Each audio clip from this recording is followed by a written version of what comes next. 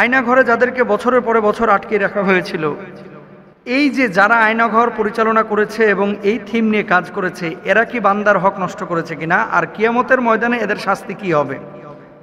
এরপরে লিখেছেন যে মোহতারাম ব্যারিস্টার আরমান সাহেব এবং আমান আজমি সাহেব, ওনাদেরকে যে আয়নাঘরে রাখা হয়েছিল, এই যে 10টা বছর 8টা বছর ওনাদের জীবন থেকে কেড়ে নেওয়া হলো, যারা এই কাজের সাথে জড়িত ছিল তারা কি আল্লাহর আদালতে দাঁড়াবে না? ভেরি ভেরি ইম্পর্টেন্ট একটা বিষয়। আয়নাঘর নিয়ে এখন ব্যাপক আলোচনা হচ্ছে বাংলাদেশে। শুনেন, আমি বিভিন্ন মাহফিলে একটা কথা বলে থাকি যে আল্লাহ সুবহানাহু ওয়া তাআলা 2টা পাপ বান্দার মাফ করবে না, একটা হচ্ছে শিরকের গুনাহ আর একটা হচ্ছে বান্দার হক নষ্টের গুনাহ। কতটা অনিশ্চয়তার মধ্যে 10টা বছর এই আমান আজমির কেটেছে, কতটা অনিশ্চয়তার মধ্যে 8টা বছর ব্যারিস্টার আরমানের কেটেছে।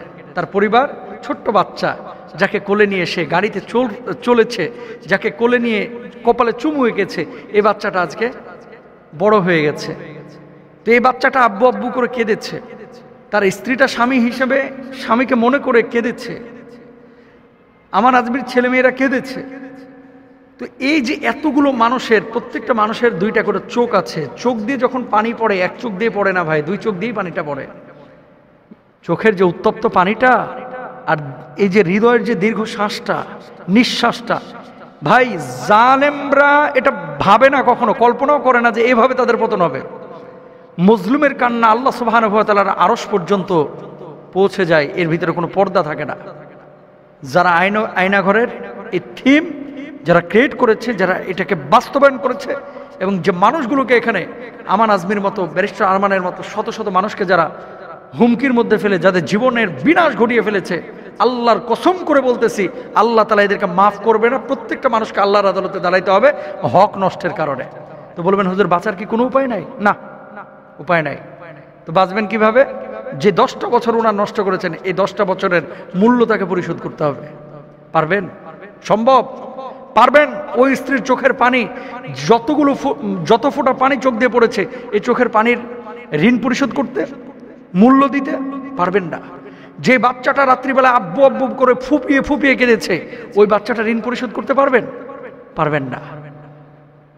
স্নেহ, মায়া, মমতা, ভালোবাসা থেকে তার স্ত্রীটাকে 10 বছর আপনারা দূরে রেখেছেন, পারবেন ফিরিয়ে দিতে? পারবেন না। তাহলে কিয়ামতের ময়দানে আল্লাহর আদালতে যে আয়নাঘরটা ইস্টাবলিশড হবে, প্রতিষ্ঠিত হবে, সে আয়নাঘর হবে ও আরো মারাত্মক। আরে দুনিয়ার আয়নাঘরে তো ছোট্ট একটু জানালা ছিল, দুনিয়ার আয়নাঘরে মাঝে মাঝে বাতাস দেওয়া হতো, দুনিয়ার আয়নাঘরে 2 বেলা খাবার দেওয়া হতো। আল্লাহর আয়নাঘরে পুষ দেওয়া হবে, রক্ত, পচা রক্ত মুখের মধ্যে ঢেলে দেওয়া হবে। আল্লাহ সুবহানাহু ওয়া তাআলা এই সমস্ত জালেমদের মাফ করবেন না। কি অপরাধ ছিল মানুষগুলোর! আহা, মানুষ যদি বুঝতো যে কিয়ামতের ময়দানে কি পরিমাণ তাদেরকে এই আযাবের সম্মুখীন করা হবে, কখনো মানুষ এই ধরনের আচরণ করতো না। আয়নাঘরের সাথে যারা জড়িত, যারা এটাকে তৈরি করেছে, যারা মানুষের উপরে জুলুম অত্যাচার করেছে, কিয়ামতের ময়দানে হক নষ্ট করার জন্য, তাদের সময় নষ্ট করার জন্য, তাদের মানে হুকুকুল ইবাদ এর সাথে সম্পৃক্ততার কারণে কিয়ামতের ময়দানে তাদেরকে দাঁড়াইতে হবে।